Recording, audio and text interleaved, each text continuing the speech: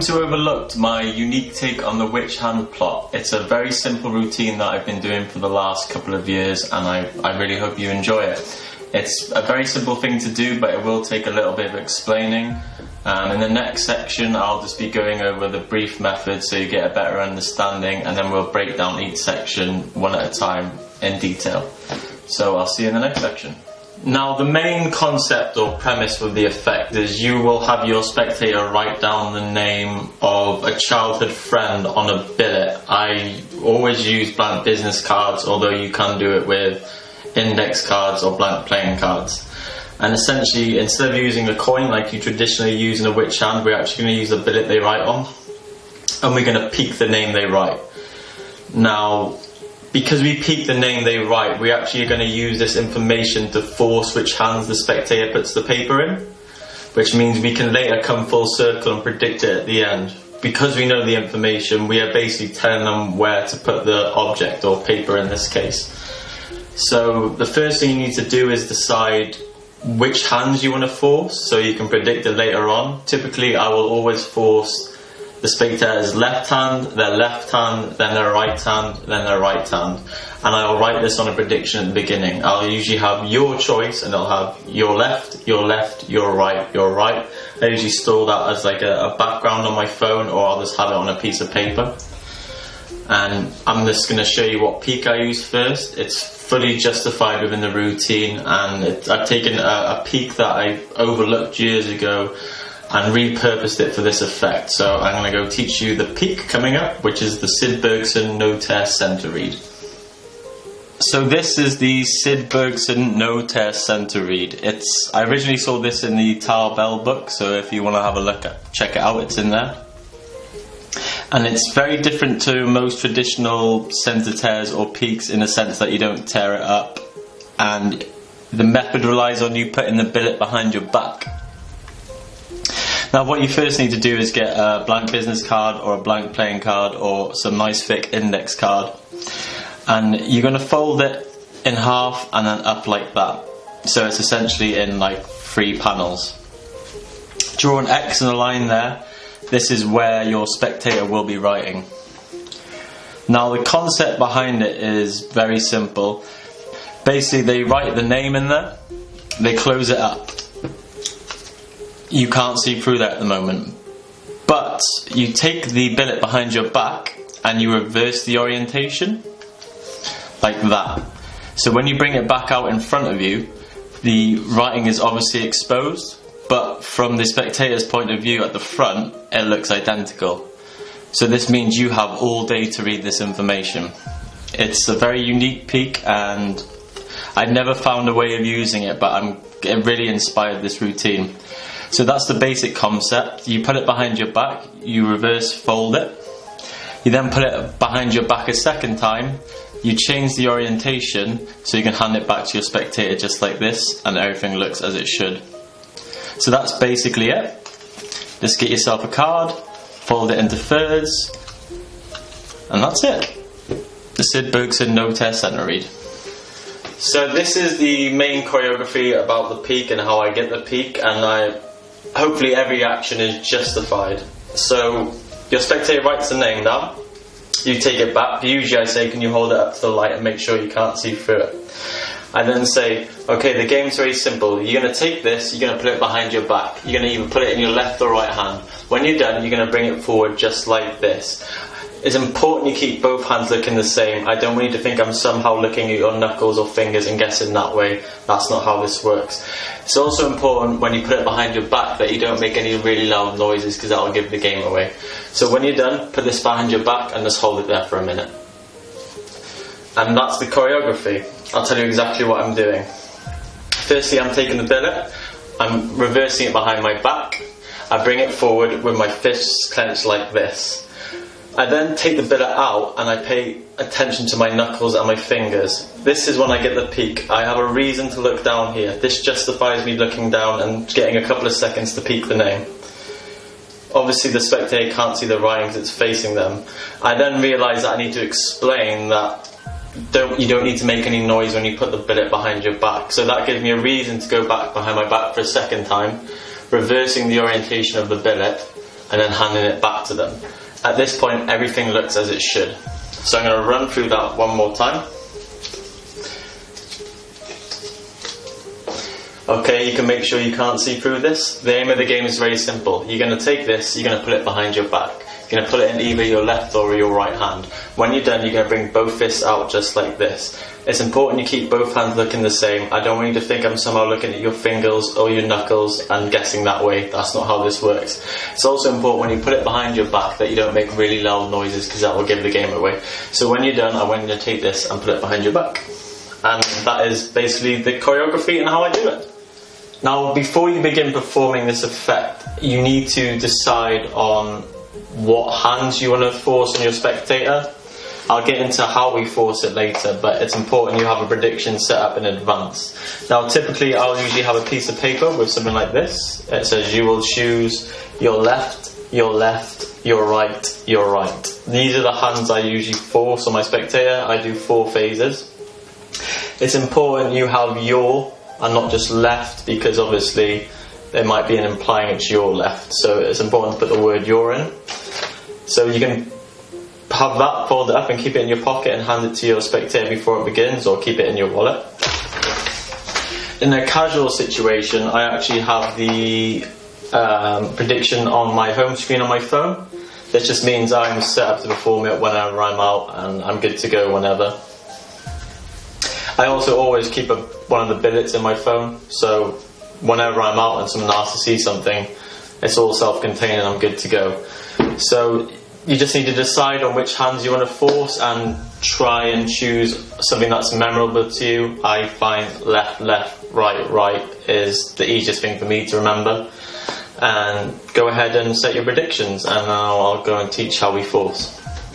Now that you've got your predictions set in an order you remember, it's time to force the spectator's hands. Now for this example, I'm going to be pretending that we peek the name Bob on the billet. This is a short name which makes it easy to follow along with, but I'm sure you'll get the concept. So the first question I say to my spectator once they put the paper behind their back is this. I say, I want you to focus on the person. If they're a male, I want you to bring the paper out in your left hand. If they're female, bring it out in your right. Obviously, because we've peeked it, we know the person is a male, we're basically telling them what hand we want them to put it in. Likewise, say we wanted to force the left hand and we saw a female, I'll just reverse the question and say, if the person you're thinking of is female, put it in your left hand, and if they're male, put it in your right. That's basically how this whole concept works. It's really simple to do, but it just requires a little bit of jazzing on your part. You're just basically switching depending on what name you've peeked. Likewise, so they bring their hands out like this, we know which hand it is, you do the reveal as you like. Presentation is up to you. Crack on with what you want to do. Now the second question I ask is, I say I want you to visualise the name written up in the air and just count how many letters there are in your head. So I give the spectators time to count the letters. The next question I say is, if the name's got 5 letters or more, put it in this hand. If it's got 4 or less, put it in the other. Now say we peeked Bob and I was trying to force the left hand again, I would just switch the orientation. So I've seen Bob, I know it's got 3 letters, so I'll say, if the name you wrote has got 4 letters or less, put it in your left hand. If it has 5 letters or more, put it in your right. Now it's important that you point towards the spectator's hand. I don't usually say left or right because some people struggle with their lefts or rights, so you want to make things as easy as you can. So just point to the hand and assign which hand you want. Now the third question I ask is, they now know how many letters are in the name, I've asked them to visualise it. So I ask them whether the number is odd or even. This time in my example I'm going to be forcing the spectator's right hand and I peek the name Bob. So I know it's an odd amount of numbers, so I'll just say perfect. If the amount of numbers is even, put it in your left hand. If it's odd, put it in your right hand. See, I've now forced the right hand because I've seen the name Bob, and it's as easy as that. The fourth round, or the fourth question I ask is, I get the spectator to focus on the first letter of the name. Now for example, we're still going to use Bob and say I want to force their right hand. This is what I'll say. I say, I want you to think of the first letter. If it's a vowel, like A, E, I, O, or U, put it in your left hand. If it's a consonant, put it in your right. I know Bob begins with a B, so I know they're going to be putting it in their right hand. Likewise, we just reverse the question if we pick the different name. It's a very simple concept, just play around with it and I'm sure you'll get it. And this way we not only know which hand it's in each round, we've also forced the outcome to match our prediction that we get back to. But before you do that, you need to reveal the name.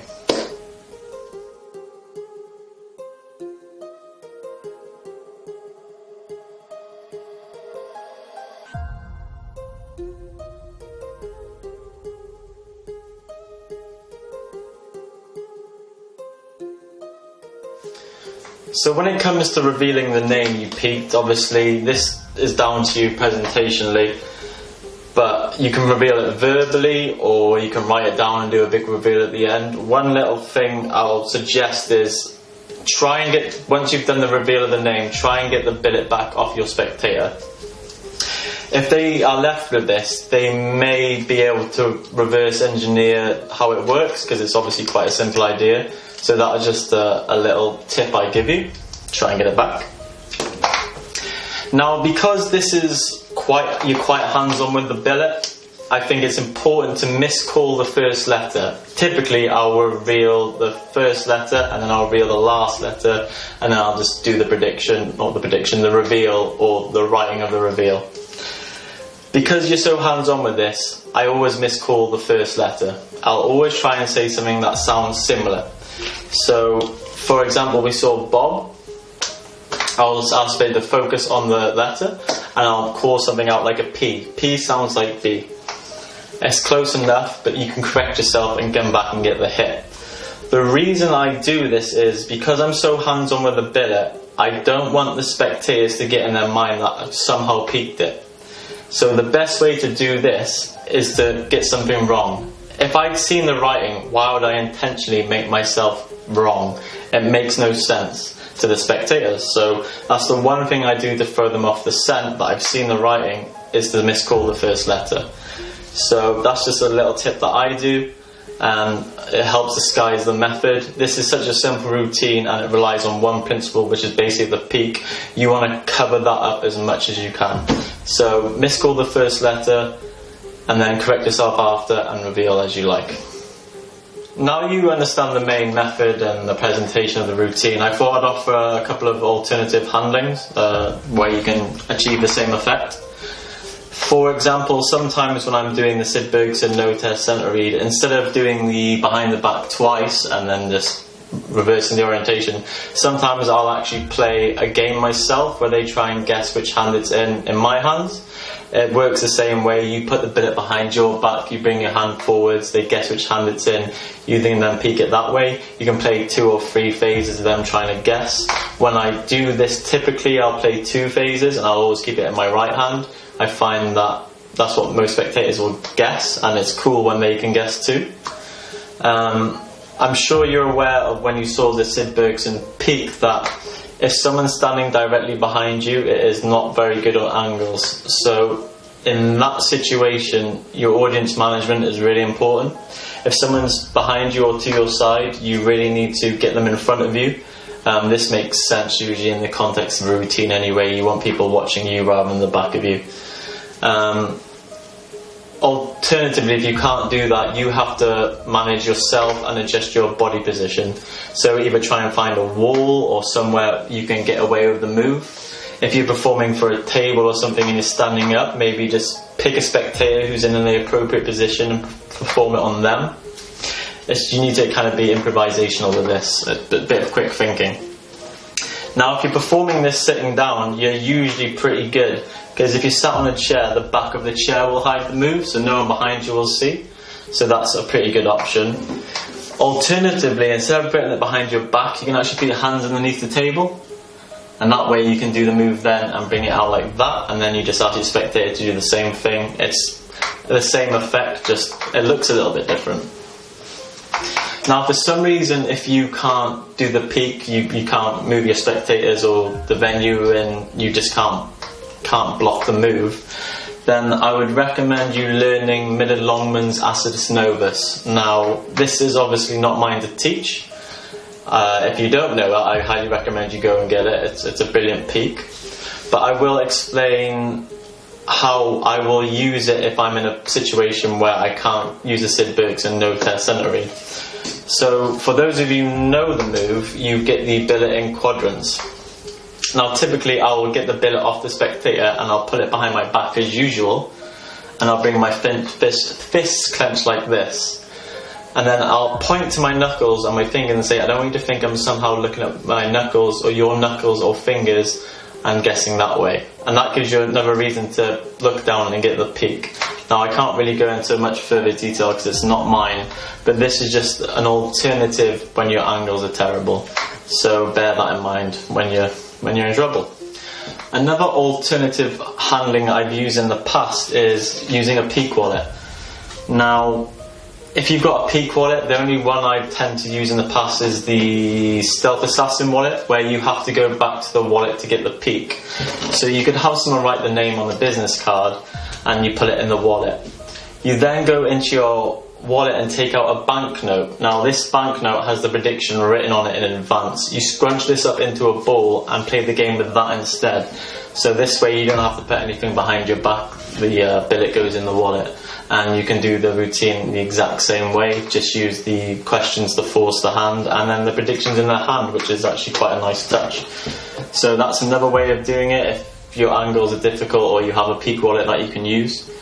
Alternatively, you could use an impression device. There's many impression devices on the market where the spectator writes on it and you can get an impression. You just have them take the paper they wrote on and scrunch it up in a ball, and then you can use the same questions to force which hand it's on. Or in, sorry. So that's a few options depending on what equipment you own, what situation you're in, what venue's in, and what your angles are. Another little thing I've done in the past is I've actually used playing cards. So you can do like a poker tells demonstration. So you can have a spectator pick a playing card, and if you can get a peak or use marked cards, or you have a way of knowing what this card is, they can fold it up into quarters and you can do a similar thing. And you can just be like, if the card's black, put it in this hand. If it's red, put it in the other. If it's a diamond, put it in this hand. If it's a heart, put it in the other. If it's a picture card or if it's a number card, and you can slowly get down to what card it is and reveal that way. So that's another little way of using this force and the routine. And if you haven't got any billets on you but you can get your hands some cards, then that's something you can do in a pinch.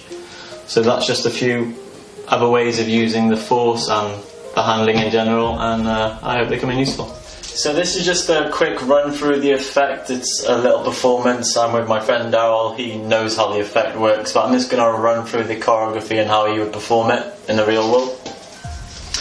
So Daryl, we're going to play a little childish game that I used to play with my friend Max when I was younger, and I want to take you back to your childhood, and I want you to get the name of someone in your head that you used to play games with when you were growing up. Can you do that? Yeah. Once you've got that person in mind, I just want you to write their name down there for me. I'll look away. Okay. Perfect. Come back. Can you fold it up? Yep. Perfect. And just hold it up to the light so I can't see. Happy? Yeah. Happy. Good. I'll take that back.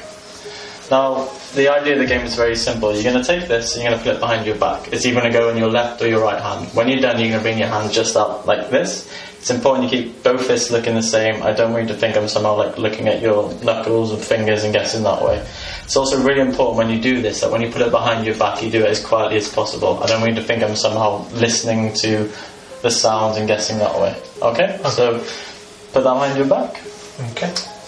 And I just want you to think about this person, whether they're male or female. Can you do that? Yep. Perfect. So if they're a male, I want you to put the paper in this hand, and if they're female, put it in this hand. Okay. You done that? Yeah. Bring both hands on like this. Just think female or male. Yep. Female or male. I want to go for male, yes? Correct. Perfect. Put your hands back behind your back. I just want you to visualise the name written in front of us, and I want you to count how many letters there are in the name. Okay. You got that? Yep. Okay. If the name's got 4 letters or less, I want you to bring it out on this hand. If it's got 5 or more, bring it out on this hand. Okay. When you're ready? It's this hand again, yes? Correct. Boom, 2 out of 2. Do it again. This time I just want you to think whether the amount of letters is odd or even. So if it's even, bring it out in this hand. If it's odd, bring it out in this hand. You done? Yep. This time I want you to just say yes to every question I say, okay? Is it in this hand? Yes. Is it in this hand? Yes. Is it in this hand? Yes. I like it when you tell the truth. Cool, put it behind your back one last time. I just want you to visualise the first letter of this name. Can you do that? Yep. So if it's a vowel like A, E, I or U, bring it out in this hand. And if it's a consonant, which is basically any other letter, bring it out in this hand. Okay. This time I'm not even going to look at you. Okay. Just think which hand it's in. Yep. It's in this hand, yes? Correct. 4 out of 4. Cool, so can you put that in your pocket for 1 second? Sure. Now the game was kind of to guess which hand it is, but I also wanted to kind of know what the name was. So I just want you to think of the name, see it written up in the air like this. Yeah. And just focus on the first letter. Okay. Keep saying that over and over again in your head. Is it a G? No. It's okay. Does it sound like a G? Yeah. Yeah. Okay, let's count exactly how many letters there are in this name. 3 letters, yes? Correct. Is the name... When was the last time you saw this person? A few years back now. Okay. Yeah. Well, next time you see them, say... Jim, Liam says hello. Is that it? Yeah. Cool. Now, this wasn't just about guessing the name. This was something more than that. Now, I had a feeling I knew exactly what you were going to do before you did it. Now, if you can remember how the game went out, you put it in your left hand, then your right hand, then your right hand. Yeah. On my phone, I had a picture before this all began. What does that say? It says you will choose your left, your right, your right. I just want to give credit to a couple of people who kind of helped inspire this effect and influenced it and my thinking behind it. Firstly, I'd just like to say thank you to Colin MacLeod and his Witch Hand effect on his Penguin Live DVD or download. It kind of gave me the idea of using a force when you know a piece of information. I also want to credit the other brothers and their effect hands down. That gave me the inspiration of using a billet and a written name to do the Witch Hand game. Although the handling is very, very different, the paper and the name really inspired this, so I'd like to say thanks to them. And obviously the main inspiration behind this goes to Sid Bergson and his wonderful No Test Centre read, so thank you to Sid Bergson, and yeah, it's a great move. And that's the end of the project. I just want to say thank you for your time and digesting the information. This routine has been one of my, I'll call it my 1,000 timer. I do it all the time. It's so simple to do, and you can do it on the spot. It's perfect for casual situations, and it's strong enough to use in paid gigs in a professional situation. I hope you really enjoy the project and you consider using it. It's nice to finally give it away. I've had this idea for a long time, and I hope you enjoy it, and thank you for watching. I appreciate it.